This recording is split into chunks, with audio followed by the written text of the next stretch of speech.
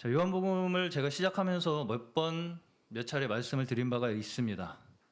무슨 이야기였냐면 요한복음이 기록될 당시에 배경이 어땠었냐면 당시에 초대교회의 영지주의 사상이 영지주의 사상이 당시 초대교회를 공격하고 있었던 그 상황 속에 있었습니다.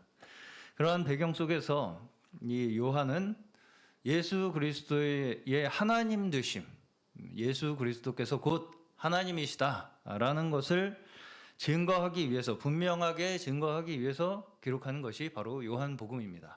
네. 왜냐하면 당시에 이 영지주의 사상은 예수님에 대한 해석이 저마다 너무나 제각기 달랐기 때문이었습니다. 어떤 사람들은 예수님이 하나님이 만든 피조물이다, 이런 이제 주장을 하는 사람들도 있었고요. 어쨌든 예수님의 신성을 부인하면서 그 예수님에 대한 이 권위를 떨어뜨리는 그러한 일들이 있었다는 것입니다. 그것이 왜 우리에게 문제가 되는가, 이제 오늘 함께 조금 생각해 보도록 하겠습니다. 자, 그래서 이제 요한복음 1장에서는 시작부터 이것을 분명하게 선언을 하면서 시작하죠. 태초에 말씀이 계셨는데 이 말씀이 하나님과 함께 계셨다는 것입니다. 그런데 또 이 말씀이 곧 하나님이시라는 거예요. 이거 자체가 지금 논리적으로 사실은 성립이 되지 않는 말입니다. 네. 자, 말씀이 계셨죠. 근데 이 말씀이 하나님과 함께 계셨죠. 이 말씀이 계셨는데 말씀이 하나님과 함께 계셨으면 말씀과 하나님은 별개잖아요. 근데 이 말씀이 곧 하나님이시라는 거예요. 이것이 이제 우리의 논리와 이성으로는 쉽게 이해가 가지 않는 부분입니다. 그래서 이거를 신학적으로는 우리가 뭐라고 부르냐? 삼위일체다. 이렇게 이제 이야기를 합니다. 다 들어보셨죠? 삼위일체는. 자, 우리가 삼위일체라는 어떤 그 용어, 이 삼위일체라는 용어 자체는 사실 성경에서 직접적으로 나오지는 않습니다. 그럼에도 불구하고 우리가 왜 이 삼위일체가 중요하다고 생각을 하느냐? 삼위일체가 딱 들었을 때는 굉장히 딱딱하고 신학적인 어떤 교리적인 이 가르침이라고, 지식적인 가르침이라고 생각하기가 쉽겠지만 사실 성경에서는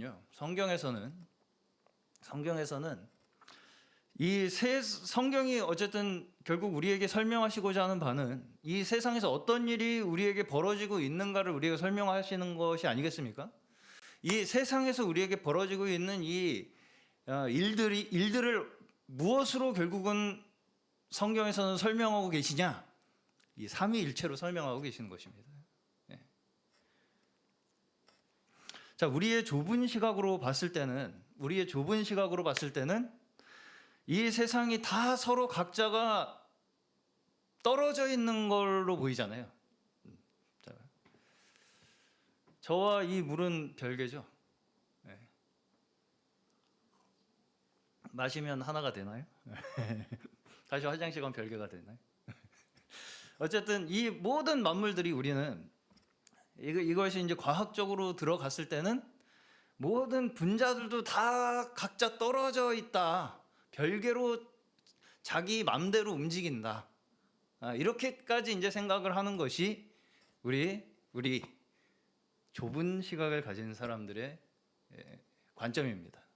이 세상을 바라보는 관점이 다 서로 별개로 따로따로 떨어져 있다고 생각하는 것이 우리 제한된 관점을 가지고 있는 우리 사람의 생각이라고요.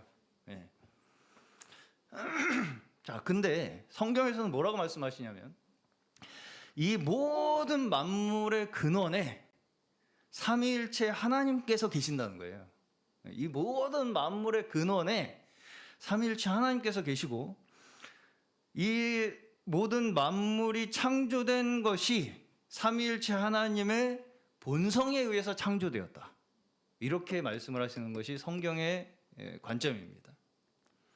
그리고 삼위일체 하나님에 의해서 지금도 운행되고 있다. 이 만물이 어느 것 하나, 그 어떤 작은 것 하나도 하나님께서 계획하시지 아니하시고 움직이는 것은 단 한 가지도 없다. 이것이 성경의 사상입니다. 네. 자, 제가 질문을 하나 드리면서 시작을 해보겠습니다. 자, 원래 예수님이 하나님의 아들이라고 말씀을 하잖아요. 성경에서. 그러면 예수님이 없었던 때가 있었는데 어느 날 하나님이 예수님을 낳으셨나요? 어느 순간에는 하나님이 혼자 계셨어. 근데 낳으셨어, 예수님을 하나님이. 그래가지고 그 다음에 예수님이 생기셨나요? 아니죠. 잘 아시네요. 그렇게 생각하는 게 초대교회 당시의 영지주의였습니다. 예. 그래서 피조물이라고 생각을 하는 거예요. 예수님이 하나님보다 하등한 존재. 예. 자, 여기서 하나님의 아들이라고 하는 이 성경의 표현은 설명하기 어렵지만 출생이라는 본질을 설명하시는 것이 예수님이에요. 예, 출생이라는 본질. 자, 우리가 이걸 시간의 순차적으로 생각을 하기 때문에 시간적으로 생각을 하잖아요. 이 하나님이 아들을 낳으셨다, 자녀다, 아들이다라고 할 때는 우리가 생각하기엔 우리는 없다가 우리가 낳았으니까 없을 때가 있고 있을 때가 있네. 이게 시간이잖아요. 하나님은 시간의 제한을 받으시는 분입니까? 받지 않으시는 분입니까? 안 받으시는 분이죠. 영원 속에 계시는 분이에요. 하나님은 시간 너머에 계신 분이라고요. 근데 우리는 그걸 시간으로 생각을 하기 때문에 이해가 쉽지 않은 것입니다. 자, 하나님은 영원하신 분이고 시간 밖에 계신 분이에요. 그래서 이해를 제가 최대한 돕기 위해서 이거를 좀 설명을 해드리자면, 예수님은 영원히 출생하는 분이에요. 하나님에 의해서 영원히 출생하는 분. 그 출생이라는 본질 그 자체가 예수님으로 우리에게 나타나는 거라고요. 예.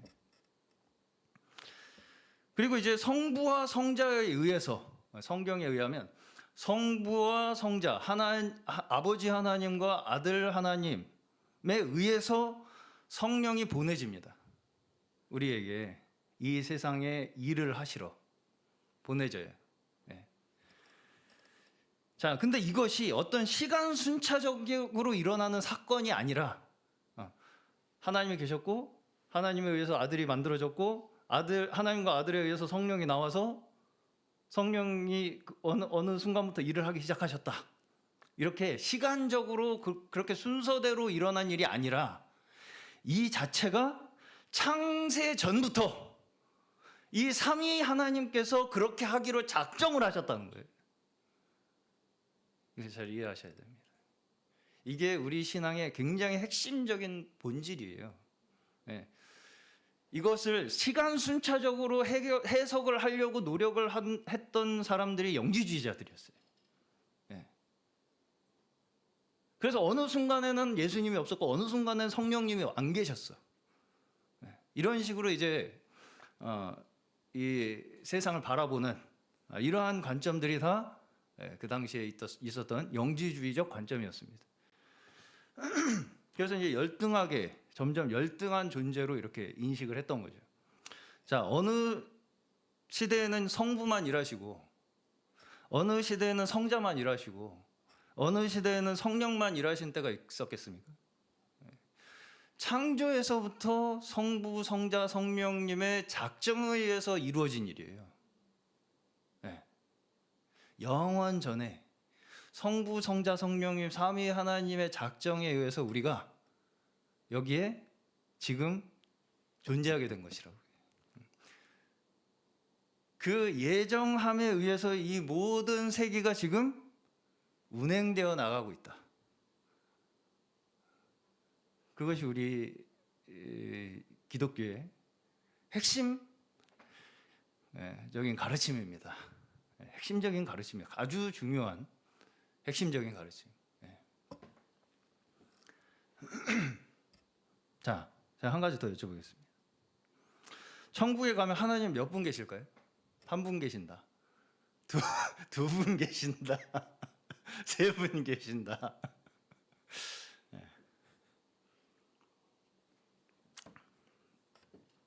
천국에 가봤더니 하나님이 알고 보니까 셋인 척 하셨는데 한 분이시더라. 그걸 우리가 양태론이라고 얘기합니다. 자, 천국에 가면 세 분 계십니다. 세 분 계세요. 세 분 계신 것입니다. 근데 하나라고요. 이거를 우리가 지금 우리의 이 제한된 우리의 관점에서 셋인데 어떻게 하나냐, 이거를 자꾸 이렇게 논리적으로 이성적으로 자꾸 뭔가 이렇게 납득을 하려고 설명을 하려고 할 것이 아니라 우리에게 성경 말씀에 의해서 말씀하신 대로 우리가 그대로 받아들인다면 하나님은 우리에게 대해서 세 분이 하나로 우리에게 역사하신다. 이렇게 믿는 것이 우리의 신앙입니다.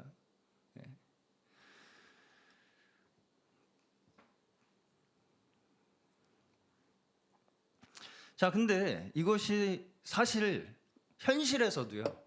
제가 이제 처음에 이 성경에서 이 삼위일체 하나님이라는 이 관점으로 성경은 이 세상을 다 설명하신다, 이렇게 말씀을 드렸습니다. 근데 그렇기 때문에 우리가 사실은 이 삼위일체라고 하는 이 관점을 현실에서는 어느 정도 우리가 경험을 하고 살아갑니다. 자, 만일 이 세상이 서로 다 각자 따로따로 떨어져서 나누어진 상태로 존재하고 있다. 이 세상이 다 각자 따로 떨어져서 나누어진 상태로 존재하고 있다. 정은이 따로, 저 따로. 정은이가 어떻게 살든 상관없어요. 내가 사는 데는. 그렇게 살고 있다, 우리가. 그러면 이 세상에 어느 한 부분이 없어져도 상관이 없겠죠. 그렇죠. 정은이 없어져도 상관없습니까? 아니, 누구 하나 없어져도 상관없잖아요. 그렇게 다 따로면 거기에 우리가 의미를 부여할 필요가 있습니까? 없어요. 없습니다. 자, 과학자들은 미생물조차 어떤 한 미생물이 완전히 이 지구상에서 사라졌을 때 우리에게 어떤 결과가 일어날지를 모른다. 그렇게 얘기합니다. 우리 눈에 보이지 않는 미생물 바이러스조차 그 미생물이 완전히 지구상에서 사라졌을 때 우리에게 어떤 일이 일어날지 우리는 알지 못한다. 이렇게 얘기를 합니다. 서로가 다 어때요? 다 어느 한 부분이 우리에게 있어도 되는지 없어도 되는지 우리는 알지 못한 채로 엮여서 산다고요. 그렇죠? 하나입니까? 여러 개입니까? 하나예요, 여러 개. 하나인데 여러 개잖아요. 여러 개인데 하나고. 이 관점이 우리 성경에서 말씀하시는 관점이에요. 우리가 다 각자 따로 사는 것 같지만 다 사실 그 하나님의 창조의 원리, 그 하나님, 삼위 하나님의 이 창조 섭리 안에서는 하나라고요. 창조, 피조된 한 이 만물, 이것을 이제 성경에서는 하나님의 말씀이 이 창조된 만물의 질서의 근원에 하나님의 말씀이 계시기 때문이라고 설명을 하고 있는 거예요. 이 모두 우리가 왜 이렇게 하나 여러 개인 것 같은데 하나인 것처럼 우리가 살고 있냐면 이 모든 세트를 통으로 하나님이 말씀으로 창조하셨기 때문이라는 것입니다. 하나님의 말씀으로 그 하나님의 하나의 그 원칙적인 질서에 의해서 이 모든 만물이 창조되었기 때문에 우리가 이걸 어느 하나를 따로 떼어내서 우리가 그것만 가지고 낼 수 있는 것이 아니라는 거예요. 한마디로 이 세상을 갖다가 그런데 우리가 어느 하나를 딱 떼가지고 이게 진리야 이렇게 말할 수 있겠습니까? 없죠. 그것이 이제 우리가 말하자면 성경에서 이야기하는 우상 숭배입니다. 그것이 우리가 피조물을 섬기게 되었다. 라고 표현을 하는 거예요. 그 일부, 눈에 보이는 그 일부만 가지고 그게 하나님이라고 믿고 사는 것이니까요. 네.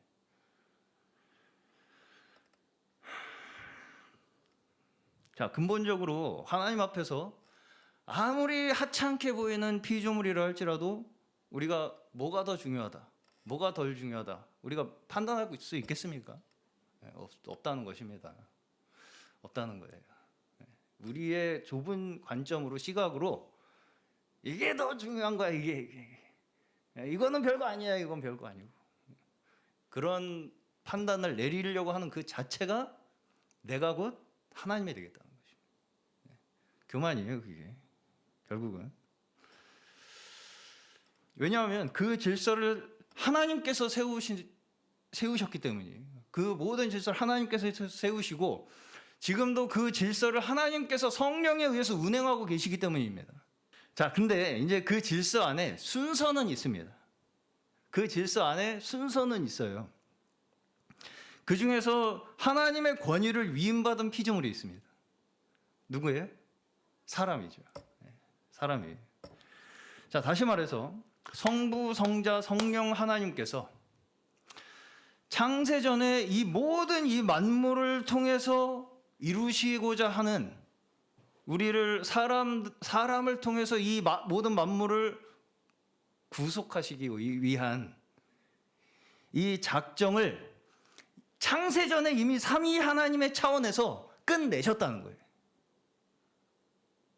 이걸 믿으셔야 돼요. 이것이 우리의 가장 참된 안식과 평안과 기쁨을 주는 것입니다.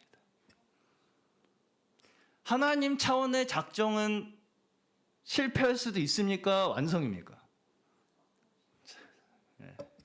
다시 하나님 차원에서 창세전에 삼위 하나님께서 작정하신 그 작정은, 예정은 시간 속에서 이거 잘못하면 실패하겠는데 이럴 수 있는 거예요? 아니면 그냥 이미 예정 완성되기로 다 작정이 끝난 거예요? 끝난 거죠. 우리는 그걸 믿는 것입니다. 우리가 믿는 건 그거예요. 그렇죠? 네. 이미 삼위 하나님께서 창세 전에 우리를 구속하기로 협약을 맺으셨어요. 작정을 하셨어. 예수 그리스도를 보내셔서 우리를 구원하시기로 다 작정을 하셨다고요. 우리는 그 믿음 안에 들어가는 것입니다.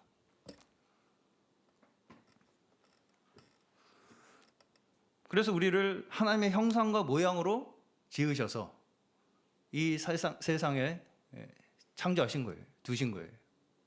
사람을. 자, 근데 이제 문제는 무엇이었냐? 사람이 이 창조 질서를 떠나게 되죠. 왜 떠나게 됩니까? 내가 스스로 권위가 되겠다. 한마디로 내가 내 스스로 이 만물의 주인이 되겠다. 하나님께서 우리에게 이 권위를 주셨잖아요. 이 만물을 다스릴 권위를 하나님께서 우리에게 주셨잖아요. 근데 우리가 그걸 내가 직접 하고 싶은 거예요. 하나님 없이. 사람이. 네. 그렇게 되면 어떻게 돼요? 그 영원에서 끊어짐으로 말미암아 그 모든 밑에 있는 질서가 다 무너지겠죠. 네. 우리는 영원을 알 수 없는 존재들입니다. 근데 그 영원을 알 수 없는 존재의 제한된 시각으로 질서를 잡아보겠다고 아무리 아둥바둥 발버둥을 쳐도 그 질서는 결국은 무너질 수밖에 없게 되는 거예요. 수요일 날도 원로 목사님께서 비유를 하셨습니다. 리더 한 사람 잘못 만나면 일하는 사람 다 깜방 간다. 질서가 완전히 무너지죠.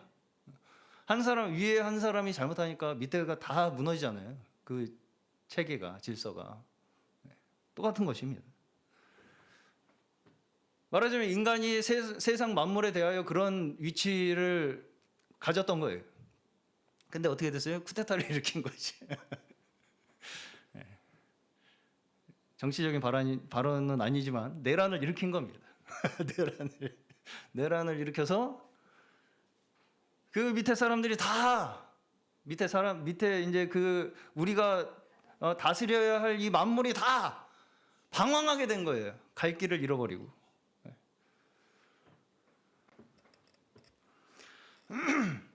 그렇지만 하나님께서는 그 모든 그 우리의 범죄함에도 불구하고 우리가 스스로 걷어차버린 그 권위를, 하나님의 권위를 우리에게 다시 되찾도록 하심으로써 우리를 구원하실 뿐 아니라 우리를 통해서 이 만물을 회복시키시기로 창세 전부터 계획하셨다. 이것이 성경의 영원한 하나님의 작정입니다. 구속사. 하나님이 구속하기로 작정하셨다라고 하는 이 가르침이에요.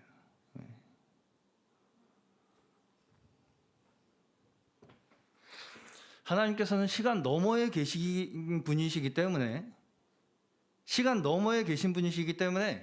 하나님께서 작정하고 이루시는 그 과정 속에 어떤 그 시간적인 변수가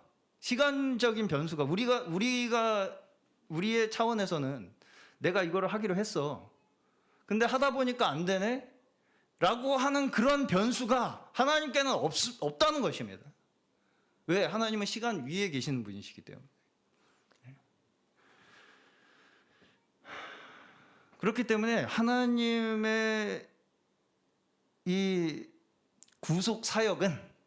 하나님의 구속 사역은 그 근거가 어디에 있습니까?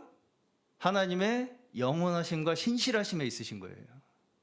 실패하지 아니하시는 하나님이시기 때문에 우리는 하나님께서 우리에게 향하여 세우신 그 계획이 우리에게 가장 큰 믿음을 허락하시는 것이고요. 기쁨을 허락하시는 것이고요. 평안을 허락하시는 것입니다. 왜? 하나님은 실패하지 아니하시기 때문에. 이 믿음이 우리에게 점점 성장되는 만큼 당연히 그렇겠죠. 당연히 우리의 마음속에는 기쁨이 넘치게 되고 당연히 우리의 마음속에는 평안이 넘치게 되는 것입니다. 사랑이 넘치게 되고. 이것이 성경 전체에서 우리에게 말씀하시는 하나님의 구속 사역입니다. 자, 세상을 하나님의 말씀으로 창조하시고 그 질서대로 운행하시는 하나님께서 하나님을 떠난 우리 인류를 그 하나님의 질서 안으로 다시 부르심으로 말미암아 모든 것을 다시 회복하심으로써 하나님의 창조 세계를 완성하실 것이다. 이것이 우리의 믿음입니다. 이 모든 하나의 전체 스토리가 우리의 믿음이에요. 하나님께서 우리가 하나님을 떠났음에도 불구하고 하나님께서 우리를 다시 그 질서 안으로 부르시고 회복하셔서 이 모든 창조 세계를 비로소 완성하실 것이다. 하나님의 계획대로, 작정대로 완성하실 것이다. 이것이 우리의 믿음이라는 것입니다. 자, 근데 이제 우리는 그 과정 가운데 있죠. 어떤 과정입니까? 하나님을 떠난 그 자리에서, 우리가 원래 하나님을 떠나 있던 그 자리에서 하나님의 부르심에 의해서 창조 질서로 우리가 회복되어 돌아가는 그 과정 속에 있습니다. 우리는 그 시간 속에 놓여 있는 거예요. 그렇죠? 우리는 원래 하나님을 떠나 있었죠, 다. 하나님을 떠나 있던 그 자리에서 지금도 우리는 한 걸음 한 걸음 하나님의 부르심에 의해서 그 하나님의 창조 질서로 돌아가는 그 과정 속에 있다는 것입니다. 그렇기 때문에 우리의 매일 매 순간이 무엇이 되어야 된다는 거예요? 그 창조 질서 안으로 부르시는 그 하나님 앞에 우리가 매일매일 나아가는 것이 우리가 믿음으로 나아가는 우리의 믿음의 모습이라는 것입니다. 매일매일 매 순간 우리는 하나님의 창조 질서를 발견하며 하나님 앞으로 나아가는 거예요.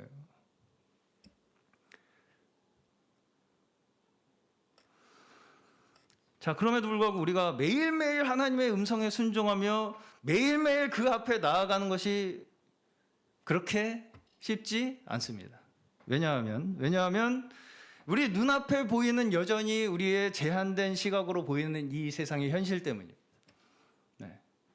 자꾸 이 현실을 우리는 우리의 눈으로 해석하고 싶은 유혹에 너무 잘 빠져요. 그 유혹에 너무 잘 빠져요. 여전히 이 세상을 내가 내 눈으로 해석해서 내가 어떻게든 해결해 보려고 하는 그 우리의 본성이 사라지지 않고 있습니다. 그렇죠? 우리의 그 작은 그 관점으로 이 세상을 다 알 수 있을 것처럼 우리는 살아가잖아요, 여전히. 이것이 아까도 제가 말씀드렸지만 결국은 우리가 피조물을 섬기게 되었다라고 하는 그 말씀의 의미예요. 작은 하나의 부분을 가지고 우리의 눈에 보이는 그 부분을 가지고 우리가 이 세상을 다 알 수 있는 것처럼 생각하려고 하는 것이 바로 내가 하나님이 되겠다라고 하는 것과 똑같은 것이라는 거예요.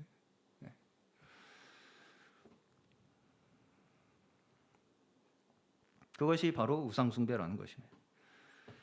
자, 사람도 피조물이죠. 피조물이죠. 그러면 어떤 사람한테만 답이 있고 어떤 사람이 어떤 사람을 통해서만 어떤 하나님이 역사하시는 어떤 결과가 이루어질 거다. 그렇게 믿는 것도 뭘 섬기는 겁니까? 피조물을 섬기는 겁니다. 피조물을 섬기는 거예요.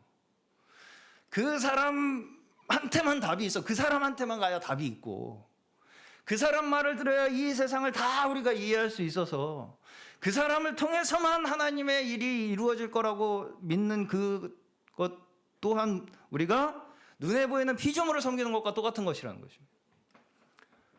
그렇죠?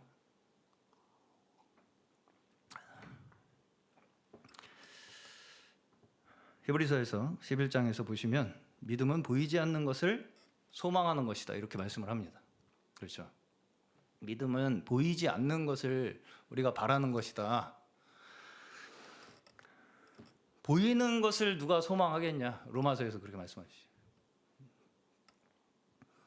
이 모든 만물이 그리스도로 말미암아 지은 바 되었으며 그 말씀이 곧 하나님이시다.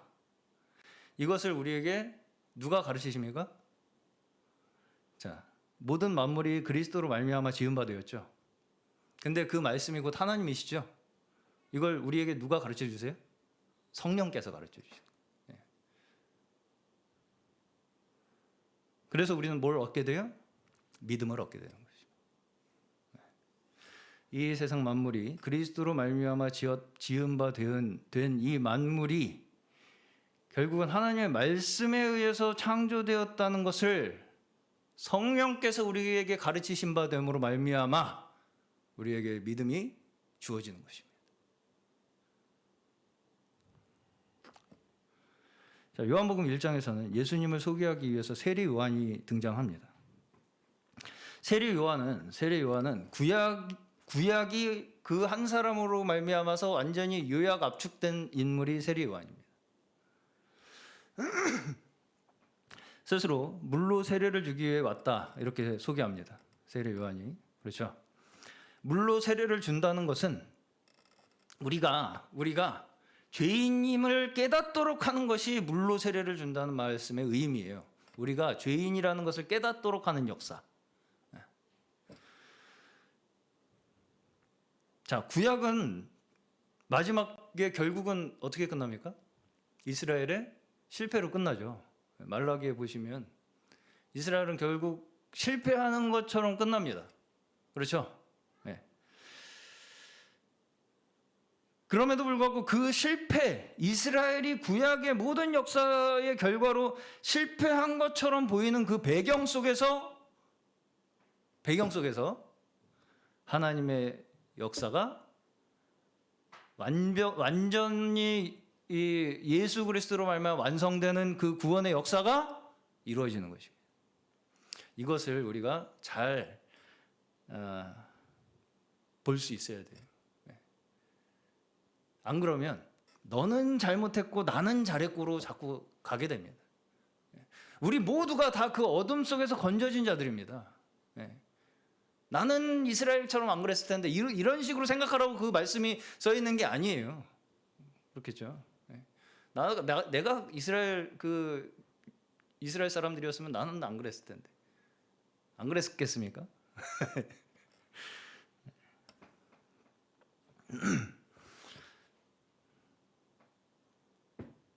아담과 하와의 타락의 배경 속에서 하나님의 구속의 역사가 시작되죠. 아담과 하와의 타락의 역사 속에서 내가 아담이었으면 안 그랬겠습니까? 가인에서부터 그 후손들에게 이어진 인류의 범죄의 역사로 말미암아서 결국은 어떤 심판이 내려집니까? 노아 홍수의 심판이 내려지죠. 가인의 후손들로 말미암아서 인류에게 가득 차게 된 그 범죄의 역사로 말미암아서 인류는 노아 홍수 심판을 받게 됩니다. 그런데 그 홍수 심판이 곧 노아가 구원되는 그 배경이 되게 됩니다. 그렇죠? 그렇죠. 그 다음에 바벨탑에서 발생했던 그 인류의 교만, 우리가 하나님처럼 높이 탑을 쌓자. 이 교만이 결국은 뭘로 결말이 납니까? 언어의 혼잡으로 다 흩어지죠. 그 흩어지게 된 그 말하자면은 저주의 배경에서, 그 저주의 배경에서 누가 부르심 받습니까? 아브라함이 부르심을 받죠.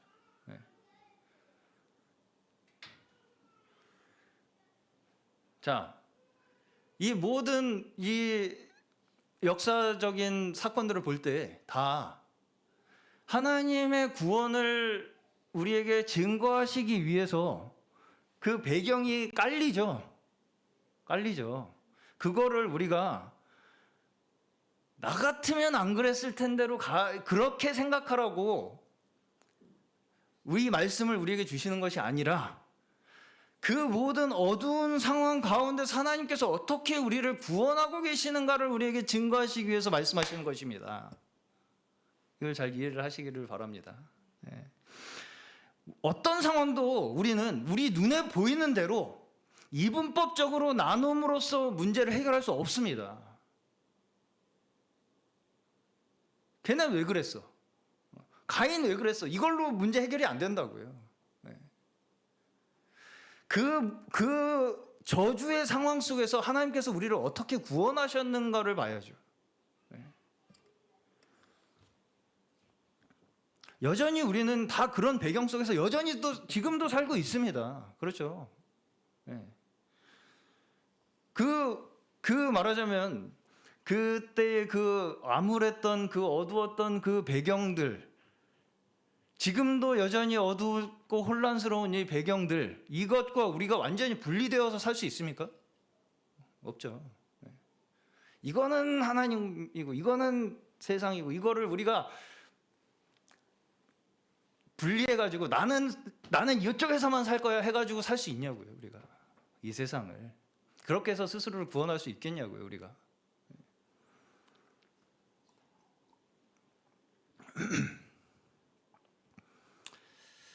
여전히 세상은 우리에게 눈에 보이는 것으로 계속해서 도전을 합니다. 눈에 보이는 것으로 계속해서 우리를 도전을 해요. 미혹을 하고요. 그러면 우리는 어떻게 해야 됩니까? 그 배경, 우리에게 주어진 이 배경 속에서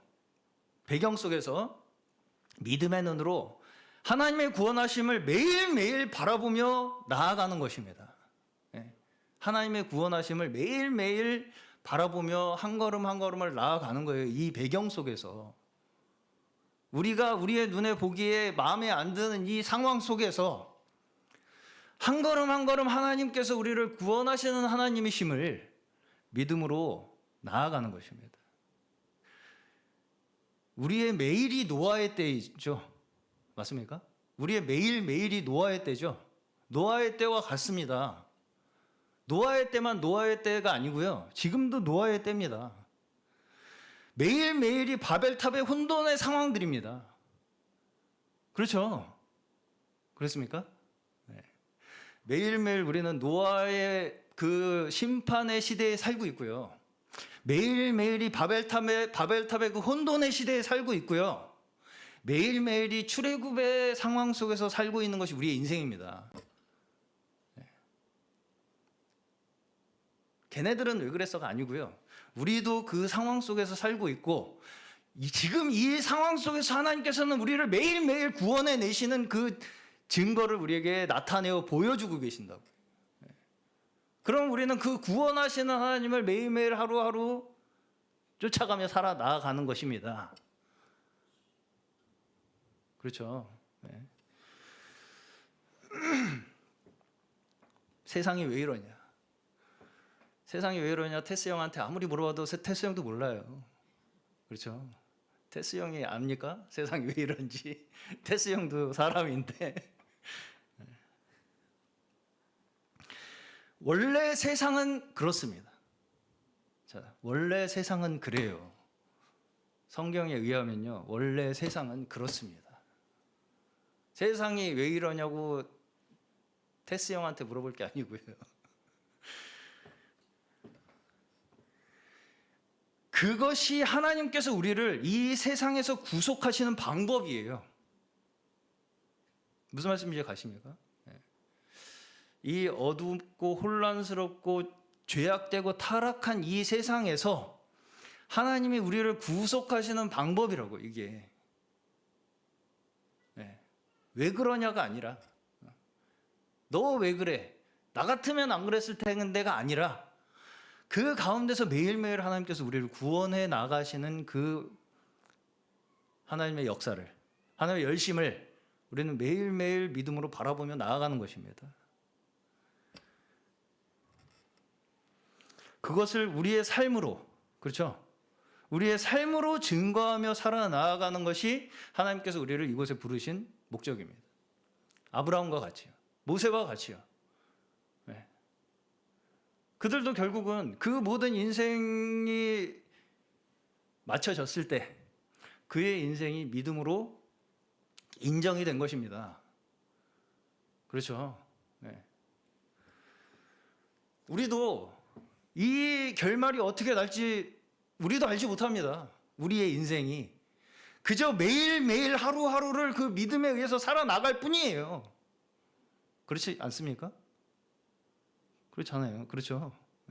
내일 일은 내일 걱정하라고요. 그렇죠. 네.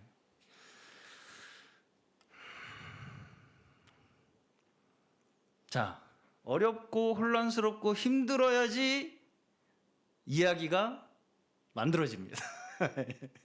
그렇죠? 아무 일도 없어. 그럼 믿음이라는 게 어떻게 증명이 됩니까? 아무 일도 없어. 그냥 가만히 앉아서 사랑이 증명이 됩니까? 가만히 앉아서 구원이 증명이 돼요? 어렵고 힘들고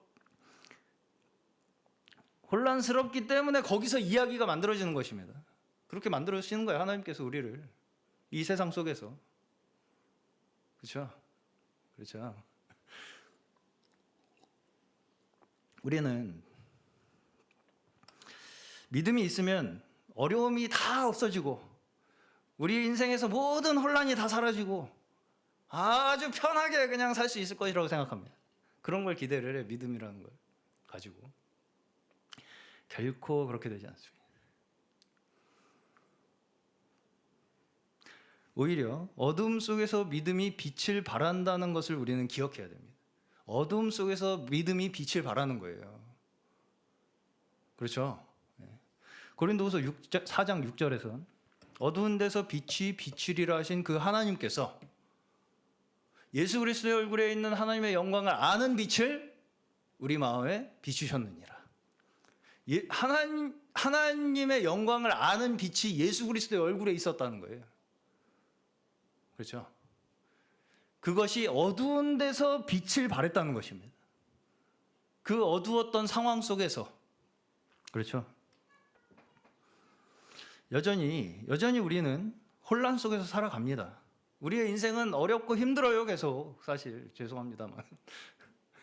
그렇게 쉬워질 것이라고 생각하신다면, 그걸 기대하고 신앙생활을 시작하셨다면 지금 다시 생각을 해보셔야 될 것입니다.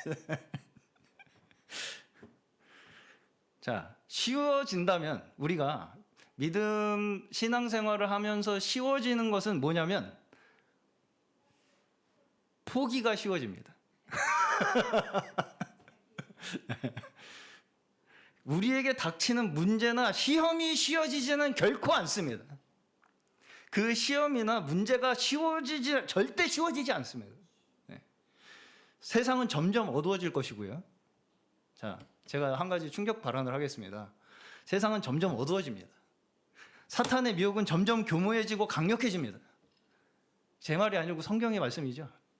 계시록에 보시면 아주 날뛰잖아요. 악의 세력이. 쉬워지지 않습니다. 결코. 쉬워지지 않죠.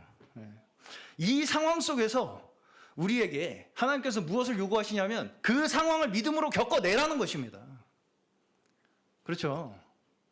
그 상황을 우리의 믿음으로, 우리에게 하나님께서 주신 그 믿음으로 겪어냄으로써 하나님의 영광을 그 가운데서 나타내라는 거예요. 그렇죠. 그렇죠.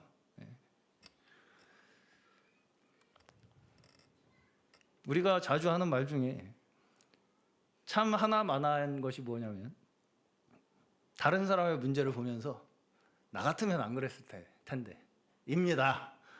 나 같으면 안 그랬을 텐데 쟤는 바보라서 당했네. 자, 왜 이런 말을 우리가 하게 되냐면 나는 쟤보다는 좀 더 낫다는 말을 하고 싶은 거죠. 한마디로. 그렇죠. 나 같으면 안 그랬을 텐데. 근데 그 사람의 시험은 그 사람의 시험이에요. 내 시험은 내 시험이고요. 자, 다시. 다른 사람의 시험을 가지고 함부로 나 같으면 안 그랬을 텐데 너 참 바보 같구나, 그렇게 말할 수 있지 않다는 거예요. 그 사람의 시험은 그 사람의 시험이고요. 내 시험은 내 시험입니다. 그렇게 다른 사람에 대해서 내가 평가하는 것이 나를 결코 정당하게 만들어주지 않습니다. 내 시험에서 내가 잘 쳐야 돼요. 한마디로. 내가 그렇게 말한다고 해서 내 시험이 내가 잘 쳐지게 되지 않아요. 절대로. 그렇죠. 우리 각자에게는 각자의 시험이 출제됩니다. 매 인생에. 매 순간에 우리 각자에게 시험이 출제되는 거예요. 다른 사람 문제 대신 풀어주라고 우리가 있는 게 아니고요. 우리 각자의 인생에 출제된 시험이 있다는 것입니다. 지금 나에게 주어진 그 시험이나 잘 풀면 됩니다. 한마디로. 심지어 그 다른 사람의 일을 대하는 그 상황조차 나에게 지금 주신 시험이에요.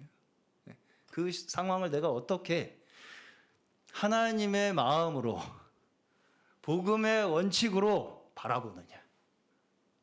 남 탓하지 아니하고 감싸주고 등 두드려주고 위로해 줄 수 있는 그런 마음을 우리가 가질 수 있느냐. 이것이 복음의 능력 아니겠습니까? 그렇죠.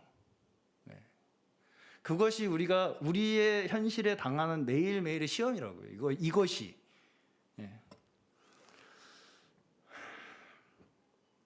즐거워하는 자들로 함께 즐거워하고 우는 자들로 함께 울라. 로마서에 이런 말씀이 있습니다. 그렇죠. 즐거워하는 자들로 함께 즐거워하고요. 우는 자들로 함께 울라고 말씀하세요. 우는 애한테 가가지고 너 왜 울어?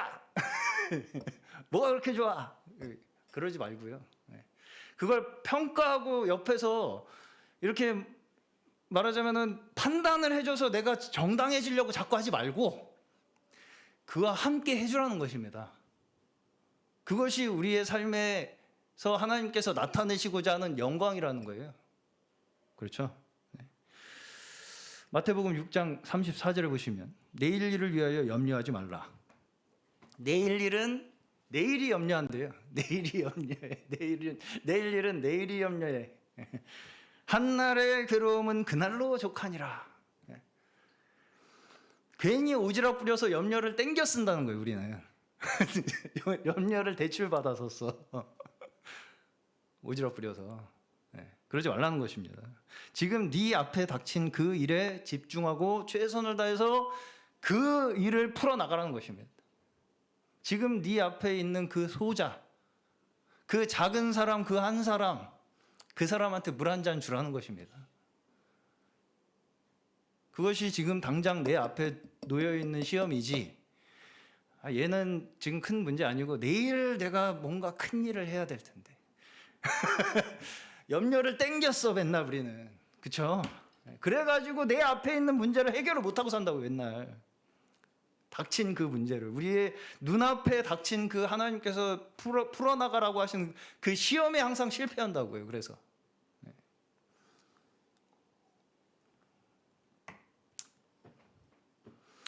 자, 물론 우리가 다른 사람이 잘했는지 못했는지도 봐야 합니다.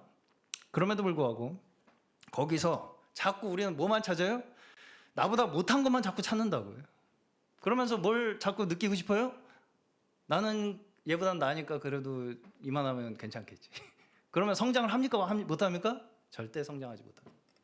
그렇게 생각해가지고는 절대 성장하지 못해요. 내 문제를 해결할 힘이 나에게 길러지지 않습니다. 결코. 그런 식으로 해가지고 다른 사람이 나보다 못한 것만 자꾸 찾아다니면서 지적하는 것으로. 그럼 어떻게 하면 우리가 성장을 할 수 있습니까? 왜 실패했는가를 분석을 해서, 생각을 해서 그 실패가 나에게는 어떻게 일어날 수 있는가를 스스로 생각을 해봐야죠. 그렇죠? 그 실패가 나에게는 어떤 식으로 일어날 수 있는가를 스스로 생각을 해봄으로써 그나마 내가 대처하는 데 도움이 될 수 있는 것입니다. 그렇죠? 다른 사람이 잘했는지 못했는지 맨날 내가 얘보다는 나니까로는 절대 해결이 안 된다고요, 문제가.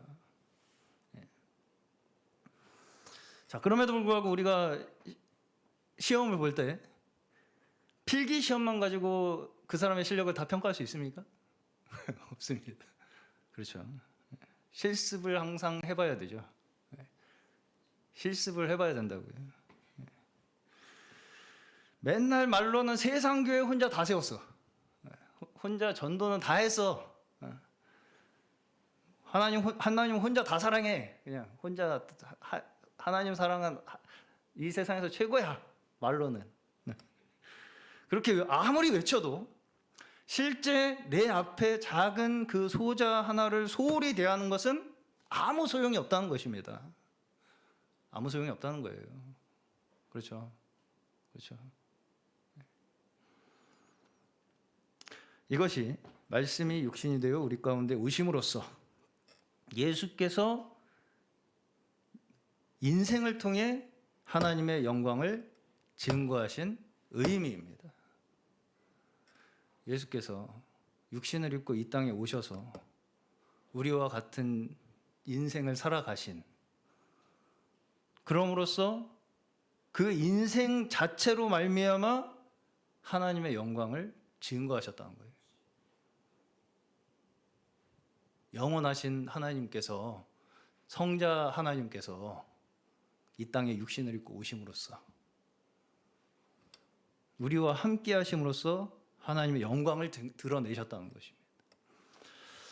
자, 오늘 저희 모두가 우리의 이러한 작은 인생의 순간들이 우리가 보기에는 하찮게 느껴지고 아무것도 아닌 것처럼 무의미하게 느껴지는 그 모든 순간들조차 하나님께서는 한시도 쉬지 아니하시고 우리의 인생을 통해 증거하시는 그 하나님의 역사하심에 순종하며 살아가시는 저희 되시기를 축원합니다.